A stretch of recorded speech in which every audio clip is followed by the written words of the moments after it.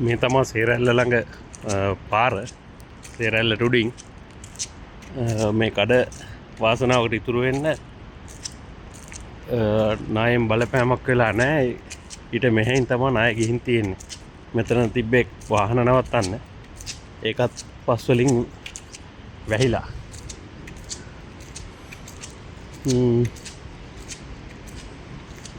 අලුත් දෙයක් පෙන්වන්නම් කවුරුත් දැකලා නැති.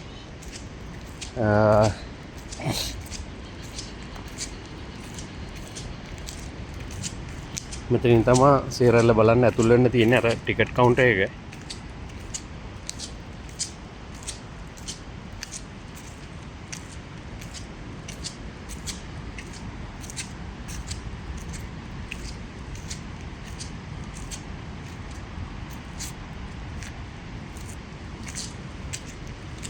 ඉස්සර සේරැල්ල පෙනුන්නේ නැහැ පාරට. දැන් සේරැල්ලට උඩින් තියෙන පොඩි එල්ලක් තියෙනවා. ඒකත් පේන්න පාරට පේනවා දැන්.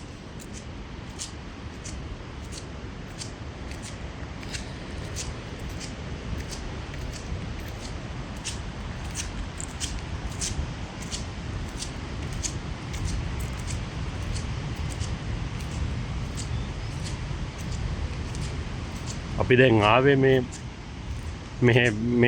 මෙතනින් පල්ලෙහා පොත්තට වෙලා කියන ගමට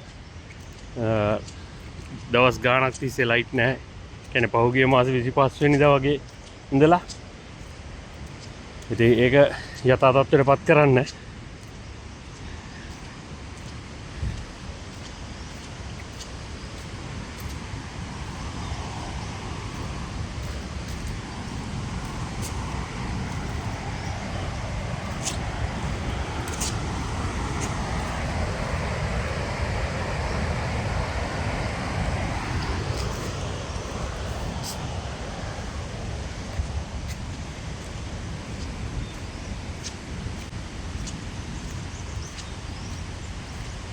මෙන්න මේ ප්‍රදේශයේ තමයි දරුණු ලෙස නාය යෑමට ලක් වෙලා තිබුණේ. මේ අලුතෙන් ගහපු ඒ ගාඩ් වැටක් කැඩිච්ච ටිකක් එතන මේ තියෙන්නේ. ඒ දරුණු ලෙස නාය ගියපු ස්ථානය අපේ වාසනාවකට පාරට කිසිදු හානියක් වෙලා නැහැ. ඉතින් මේ තියෙන්නේ බන්ඩල් වයර් එක. මේකත් පළ ප්‍රයෝජනයට ගන්න බැරි වෙයි. ඔන්න තියෙනවා සේරැල්ලට කලින් උඩින් තියෙන ඇල්ල.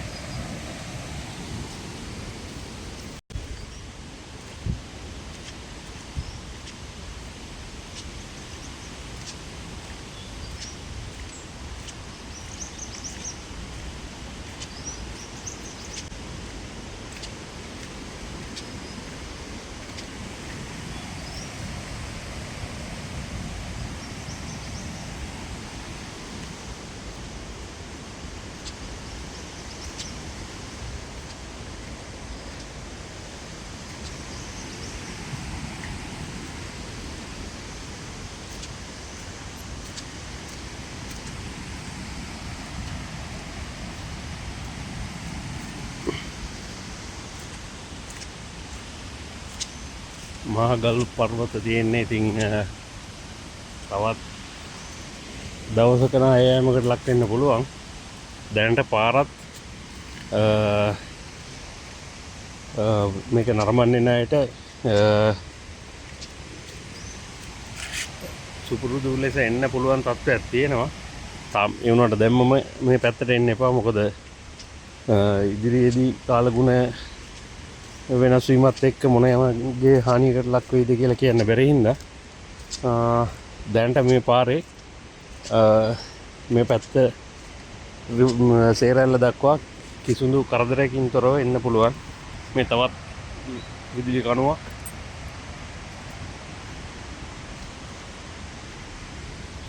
මේක තමයි දැනට සේරැල්ලේ තියෙන තත්ත්වය.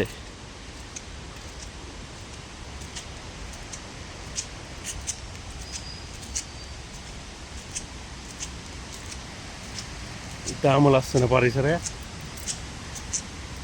මේ දිය ඇල්ලට තියෙන ළඟම ඉඩම මගේ.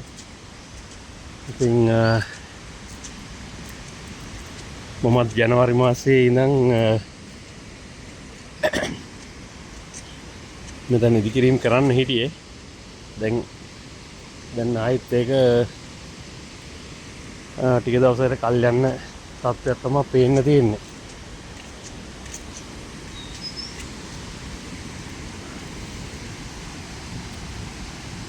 ඔයාලට පේනවා ඇති බන්ඩල් වයර් එකත් පල්ලෙහා තියෙන්නේ. අර තියෙන්නේ ඒකත් දියැලට ගිහින්